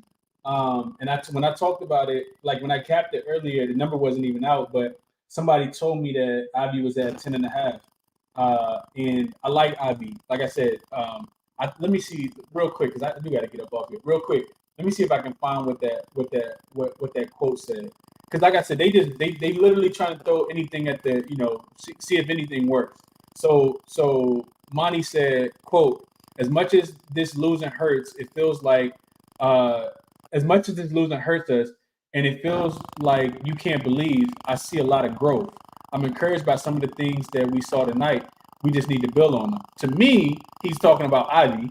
And then the article goes on to say another encouraging sign was the player Jaden Ivey, a 2022 lottery pick who supplied 18 points in 34 minutes off the bench. So here's the quote from Monty. He says, "We're trying to change up the rotation a bit to get certain combinations on the floor where Ivy can have the live ball situation." Hold on, I don't think I remember reading that. Where Ivy can have live ball situations, get the ball in a flow and attack. Okay, yeah, I think that's all I needed to know. So yeah, we're going with Ivy over the 10.5. the best offense for us with him is a jailbreak where we can give it to him and hit ahead. I don't think there's anybody in the league who can catch that guy when he's got the ball, when he's got a head full of steam. That part is a work in progress. So yeah, I'm going official with Ivy. He's still at 10.5. Best number I see right now is -115 on ESPN Bet. If you guys want to ride with me there, but we going Jaden Ivey, official on Jaden Ivey over his 10.5 points tonight. And like I said, it's correlated to me with Killian Hayes to go under. 10.5 for Killian Hayes is down to -130 now. So I know this was up earlier, but yeah, I think Killian Hayes goes under. I think Jaden Ivey goes over. I'm going with that on ESPN Bet at -115. If people want to tell me there, ESPN Bet. I'll put it in afterwards. But yeah, appreciate you, Dream. Let's go STEM, and then I'm gonna get Steph up. I'm gonna get Flo up as well, and then get Low up, and we're gonna get up out of here because we are over time. STEM, talk to me. What's going on, my brother? How you doing today? I'm doing well. How are you today? I'm good, man. I can't complain. What we got? What's the STEMmy for today? Yeah, so I'm looking at Benedict Mathurin today. Not hearing much about him, but he's been playing great as of late. 30 last game, 20 before that. Minutes and usage are both up as well. Didn't have the greatest game against Milwaukee in the in-season tournament, but earlier in the season, he had his way against them and had 26. We're getting 14.5 as his base here. Like the value for 20 and 25 as well. Milwaukee allows the second most points in the league to shooting guards. Seems like they're a little bit adamant about trying to get him involved versus Obi Toppin. It is tough to tell with their rotation, but with the matchup, highest point total I've seen in my life as well. Benny should have the opportunities to clear at least 14.5 tonight. I love that. I'm probably going to end up riding with you there, Stem. It just seemed like a really good matchup. I mean, we already talked about them not being able to guard guards, and Mathurin could potentially finish with that, with that closing lineup. So this makes a lot of sense to me, and love that you can get the value on the 20 and 25 as well. And a high-paced game where they're going to need their offense to be able to keep up because they got another, high-paced offense on the opposite side. So I love this one, Stem. Absolutely. With cash. Absolutely. Appreciate you, Stem, as always. All right, let's go, Stephen, and then we'll go. Let me see if I can get Low up as well, then we'll close out. What up, Flo? Talk to me, bro. How you doing? I'm doing excellent, bro. How are we feeling tonight? I'm good, man. I'm good. Trying to find some winners, man. What's going on with you? How you doing? Man, looking forward to this game tonight, man. Knicks Jazz. I think this is a really nice spot. One, this Jazz team doesn't have Clarkson or John Collins, so it's like they stink on paper, but the Larry marketing line is like the biggest, just like, man, this has to be big because what am I missing here? It's at 19, open at 19.5, jumped up to 20, still love it at 20. I mean, we saw last year with the Knicks front line with no Mitchell Robinson. It's one of the 8 worst defenses in the league. Before his injury, Larry was over there. I'll give you numbers. Before the injury, he was over 20. Last year when Clarkson didn't play, he was over at 9 out of 10. I just saw a game where Scotty Barnes got to the lane at will. Pascal Siakam only had 20. He missed like 4 bunnies. So 20 is a joke. I also took the 25 at 220. I don't know. If he plays 30 minutes in the game stays close, I think he's going to freeze and moonwalk to that. Thanks for a line is bad. Also took Jalen Brunson 6 assists to win. It was plus 114. Hey, Flo, real quick. Desmond Bain just got ruled out. So if y'all can get that Raptors, if y'all can get that Houston game, y'all might want to jump on Houston. I'm about to try. Keep going though, Flo. I'm listening to you, bro. Yes, sir. No doubt. The Jazz give up the most assists in the NBA. Jalen Brunson and Joe in his line at 1 follower, 8 of 10. So I did 6 assists in the win at plus 114.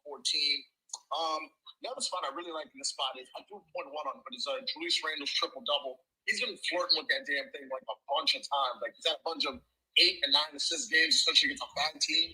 So for 0.1, it's 2,500 I threw on that. And the last one I love when it goes up is Quentin Grimes threes. Ever since they had that speech about like, letting him shoot free will, he's pulling that damn thing. He has 7 attempts in the last 2 games, 3 threes or 4 threes in the last 2 games. The Jazz give up the 4th most threes in the NBA, the 2nd worst percentage in the NBA, and he's blowout proof. So if they're blowing him out, he'll be out there. If the game's close, he'll be out there. So love Quentin Grimes threes. I'm guessing it's gonna be like 2.5 plus money. Like I'm gonna take it honestly to 5. Like I just think like the dude's gonna get like 7, 8 attempts and just like put him up in Utah. So that's what I'm on today. Yeah, Quentin Grimes. Okay. Yeah, I know he wanted more of an offensive role. I saw that come out the other day, and that makes a lot of sense. Now you got to go out there and do it. So I could definitely see that. Good looks from you as always, Flo. Appreciate you, my brother, and I hope you cash in, man.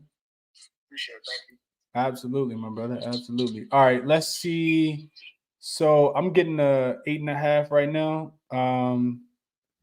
Also feel like the under gotta be in play.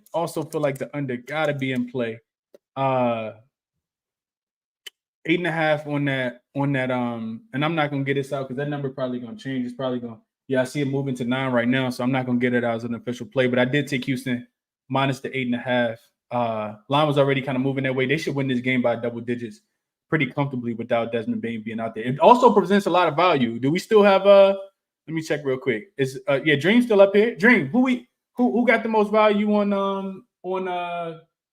and Flo, feel free to hop into where you dropped already. Who got the best value for Memphis without Desmond Bane being there? I mean, Stem. This would be a quick question for the GOAT Stem, but I would go Roddy Piper. Let me check him out real quick. I just gave y'all that rebound lay that hopefully y'all put in anticipating of him being out. So let me pull him up real quick. His points only available at Bet365 right now. 8.5 is what I see. And BetMGM, FanDuel got him. All three of those got him at 8.5 right now. Now I'm just pulling up his game log because I'm not familiar with his points. I know when. So let me see. They took everybody down, Dre. They don't got nobody. Interested to see what his rebounds open up at. 4.5 is crazy because, like I said, his baseline was 4.5, and he's got his floor. Man, he's basically at 4 or 6 every game this month. So I'm more interested in his rebounds, but I would think either him or your guy Santi Aldama. Maybe he pops out and gets some shots up. Either way it goes, it's gonna be tough because ain't none of them number one option talent. So y'all gonna have to deal with defense that's trying to, man. That's a fact. Down some people. That's a fact, dude. That's why I like the rebounds. There's gonna be a lot of bricks enough. That is a fact, bro. You are right. So right now it looks like I'm on OddsJam with it as always. It looks like David Roddy is only available. I'm gonna just confirm real quick the rebounds that Dream talking about, and I like that more than the points because you're really just guessing, like Dream said. If you try to take the points, I'm tripping. Let's see. So I think 4.5 Dream is what I see. It is juiced to minus 140. I mean, yeah, it was like minus 130 before the news. Yeah, so 4.5 minus 140 for David Roddy. He's actually the only player listed for their team. Jared Jackson Jr. is at 5.5, but that's super juiced at minus 155. This game to me screams blowout. So maybe even an under on Jared Jackson Jr. Whatever you can get his points, rebounds, and assists at. Maybe you take that under, with the blowout potential in this game. So yeah, you need a motivated team, motivated Houston Rockets team. We'll see what happens and what comes of this game. But I think the under has to be in play here. The team total at 99.5 for Memphis. What you think? Under, absolutely under. Yeah, absolutely. Like I said, the Rockets only giving up. What was that number that I told you guys earlier? I think they only giving up 90. They giving up. Hold on, let's go Rockets at the crib real quick. They giving up less than that, Jane. They giving up 90. I want to say it's 97. Yeah, 97 points, 97.3 points per game, and that's with the Rockets. That's with the Houston, with the Charlotte Hornets catching them slipping, and they gave a 119 the second game of the season against the Houston Rockets. Against the Charlotte Hornets. Every other game, 82, 101 against the Thunder, 86 against the Nuggets, 91 against the Grizzlies. The Grizzlies scored 91 with Desmond Bane. Nuggets scored 104, Pelicans scored 101. So yeah, I think I'm gonna play that team total under as well. Just to kind of double up just a tad bit. I like that look a lot. Okay. Yeah, I see 100.5 on BetMGM too. On Bet365 for people that's looking. Yeah, see this one I'm typically off the stream, and then I'm putting all this stuff in and sending it out to the members, but y'all catching all this live right now. So yeah, so I took the 8.5. I'm also gonna play that team total under that Gene just talked about. If I can get that 100.5 for Memphis, their team total under. 100.5 minus 115 on Bet365. Yeah, I'm going there too. All right, cool. Was that it? Lo, I know you came up, Lo. I want to get to you real quick before we shut it out. What's up, Lo? Talk to me. What up, Chris? How you doing, man? I'm good, man. As we speak, LeBron James and Anthony Davis are game time decisions. Doesn't help us out any, but just thought I'd share that. What's going on, Lo? Talk to me, man. Ain't nothing much, Chris. All right, so I only come up here with one player prop for you, man. And the player prop I got tonight is definitely going to be a New York Knicks versus Utah game. The trend is just too good for me to pass up and give it to the community in case guys want to jump on it. It's Julius Randle over 1.5 3-pointers made. He has exceeded 1.5 3-pointers made in 13 straight games against bottom 10 scoring defenses, averaging 2.53 points a game. That's a perfect 100% hit rate for those that didn't catch that. It's minus 125 right now on DraftKings. I definitely think versus this Utah defense, he's going to be able to probably put up 2 to 3 threes in this game. So I like it, man. I think it's a lot of great value, and it's a trend that's pretty tough to go up against when it's a perfect 100% hit rate, 13 straight games going up against bottom 10 scoring defenses. So that's all I got for you, Chris, man. Great show as always, bro. Hey, I appreciate you as always, Flo. Best of luck, man. Best of luck tonight. I think that's a really solid look. I've been talking about that as well, Flo. Like Julius Randle. Granted, he's been doing his thing against really good defenses, but he kills the bad defenses. So I could not talk you off of that at all. Best of luck tonight, my brother, and I hope you cash. And I appreciate you sharing the look as always. Appreciate it, bro. Absolutely, bro. So real quick, I'm just sending these out to the members so they can have them real quick. But the 2 plays that I added was I added the total, the team total under 100.5 for the Memphis Grizzlies. I think they struggle to get to that number. On the second leg, not on the second leg of a back-to-back, but just in this tough spot. It's also available on ESPN Bet if you guys are looking for that number. Team total under 100 for Memphis. Also played Jaden Ivey over his 10.5 points. Probably gonna put a little sprinkle on what Dream said with Jonas Valanciunas double. Also, what you guys see here, Clint Capella over his 10.5 rebounds. I played that, and then I'm gonna ride with Stem as well on Ben Mathurin. These won't be my plays; they're those guys' plays, but those guys are sharp too, and I'm riding with them on both of those. I like Mathurin a lot tonight. I like Jaden Ivey a lot tonight. I like Valanciunas a lot tonight. And I like the Rockets a lot tonight at the crib. Should be a turn-up spot for them. May end up getting there with the Pelicans. I got to, just look a little more into that. I think Zion not playing it may be indicative of them not, putting out their best effort. But it does kind of tell you something. It tells me something when I see, the number only go down 0.5 point. So that tells me that the Wizards are really trash. That's the way I read it anyway, is that the Wizards are really trash because the spread should move. Zion means more than a point to the spread. Spread just went down to 6.5. I like that spot a lot as well. Real quick, let me go back through the chat real quick because I know we got some comments in. Then I'm gonna get up out of here. Jaden Ivey is still at 10. I caught him at 10.5 on ESPN Bet. Probably gonna put a little sprinkle on Ivey to score 15 as well, just to let you guys know. Personal play, but probably gonna put a little sprinkle on Ivey, a little ladder spot for Ivey. Coop says, then Monty stop starting Killian Hayes and give Ivey more burn. Yeah, I saw. So he is in it. Killian Hayes is still in starting rotation. We'll see what that means, but I still think that even with Killian Hayes out there, Ivey should get the minutes tonight. Vaughn says, Chris, what do you think about Philly team total over 122? I talked about this at the beginning, Vaughn. It's really difficult for me to play Philly team total to go over 122 just because they don't need to score 122 points to win this game. Detroit, they could stifle Detroit. Detroit doesn't have a lot of scoring, and they really struggle to score the ball. But if I had to play it, I would only go over. I still would only go over. Philly has gone. I was on Philly team total the first time that they went into Detroit, and they didn't get to their team total because they stifled them on defense. I'm not sure how motivated Philly is, which is why I don't want to take their team total, but they are the best offense in basketball the last 10 games, last 5 games as well. So kind of difficult to take their team total under right now, especially getting Kelly Oubre back. So those are my thoughts there. Glowboy says, I think Ja's back next game for Memphis. He should be back within the next 2 games. Yeah, he's eligible for return, I think, on the 23rd is what I saw. So Josh should be back here soon. I think he tweeted out a couple of days. He got like three more games he got to miss or something like that. So yeah, I can see that. Coop says Tari Eason, if they have lines for him, is the value play. I would agree there. Tari Eason is a baller. He plays really, really hard. Navi says, appreciate you as always, my brother. Best of luck tonight. Right back at you, Navi. Appreciate you for popping in, sharing the looks, bringing the positive vibes. Navi, you always in here, bro. I appreciate that for real, for real. Fear Elite says Bucks, Pelicans, Miami first half, and Raptors money line, and the Rockets money line is what I'm rocking with. What do you think about that? Can't get there with the Bucks, even though it's a motivation spot. They just don't play enough defense for me, but they should win the game. They could potentially cover the spread, and they are catching the Pacers in a bad travel spot. Third straight road game. Haven't been home for a while, so I can see it. And they got all the motivation in the world, especially losing to them in the in-season tournament game. Pelicans should be good. Miami first half. I forgot I told you guys that I like Miami in the first half, so may potentially lock that in.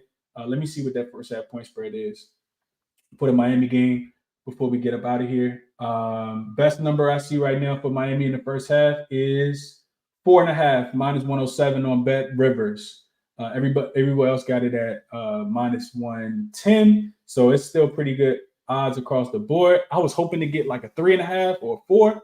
I still like Miami in the first half though. I just got to figure out if I want to make it if I want to play it and go official with it. Miami first half, like I said, they've been dominating. I think it was 15-6-1. I told you guys was that number versus 5-16 on the opposite side. So I do like that number a lot for Miami. Also, first half, they on the first leg of a back-to-back with the Chicago Bulls tomorrow. And then 77 Figures says he's keeping it simple. He's taking the Sixers -12. Best of luck tonight, 77 Figures. Best of luck to everybody, man.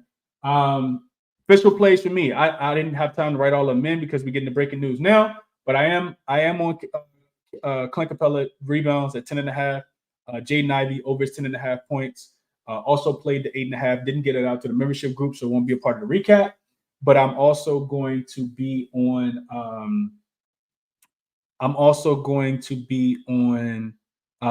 Ben Mathurin over the 14.5, like Stem said. And I like the Jonas Valanciunas double-double at -114. So those are going to be top looks. May end up at Miami in the first half. Best of luck to everybody. I appreciate everybody for popping in, hitting the like button for me, subscribing to the show. We'll be back tomorrow to do it all over again, man. Best of luck tonight. Hour and 42 minutes in the books, man. I'm about to go take a shower, grab some food, and get ready for these games. Best of luck tonight, man. I'll see y'all tomorrow.